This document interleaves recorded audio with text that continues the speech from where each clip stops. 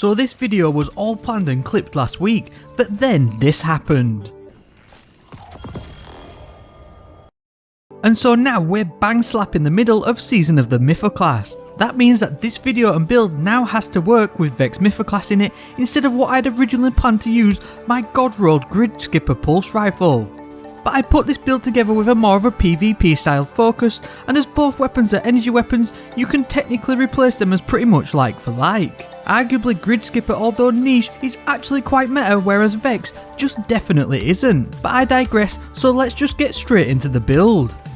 Recently I've been having a tough time in PvP with corner camping bots after the Stasis Nerfs, so I needed a build to help get these pesky little rats out of their hiding spots.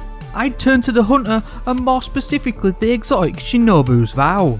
New Tricks is the exotic perk, and it basically improves your arc skip grenades. This means they track more aggressively towards enemies, sometimes turning 90 degrees to find somebody to hit. You also get an extra grenade charge, and you also get grenade energy on grenade hits too.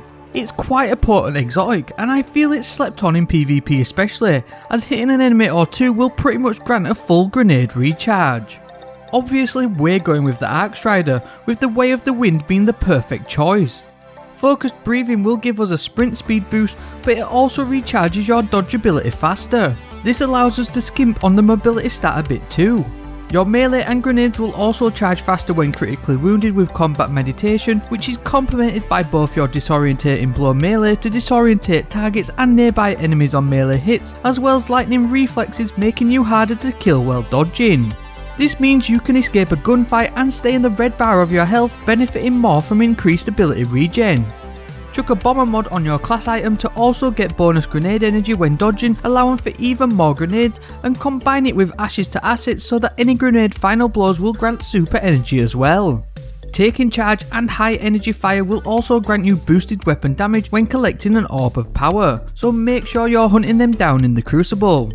Like I said, this build was all about using the Gridskipper, so pulse rifle targeting, dexterity and the unflinching mod from the seasonal artifact definitely all play into boosting its somewhat heavy and sluggish handling.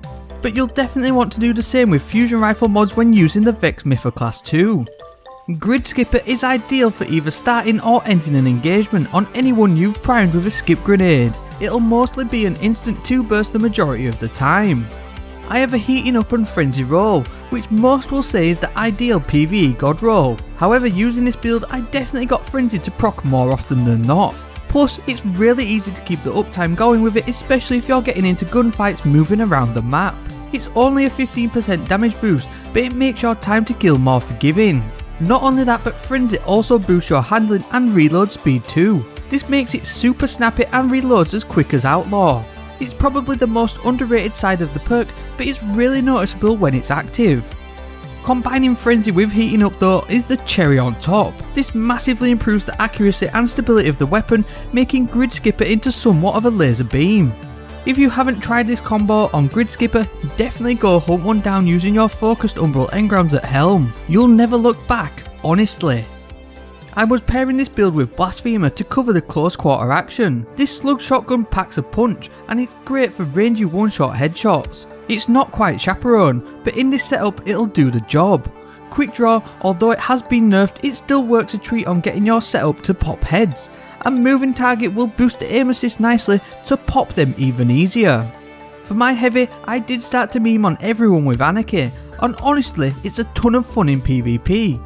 Obviously it's the DPS king, but why not DPS your opponents back to orbit? Ultimately, this build was all about fun.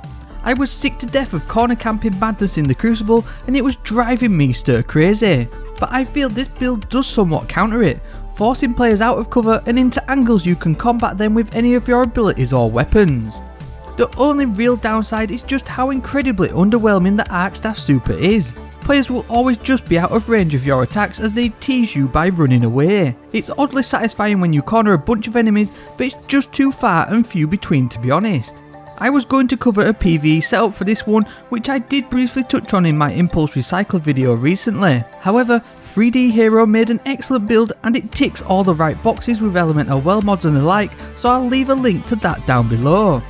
What have you been enjoying using in PvP lately, if you've ventured in there, or have you been using this in PvE too? I'm married to Vex now for life, but Gridskipper was a fun little workhorse to be honest. Season of the MYTHOCLASTO is in full swing, but I wanted to get this one out and off my hard drive before I forgot about it to be honest.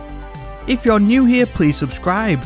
We upload videos and stuff often, so why not? Liking is also great. The Discord doors are wide open, so come on over and join the club. That's it for this one though, so on that and as always, thank you very much for watching and I hope to see you next time.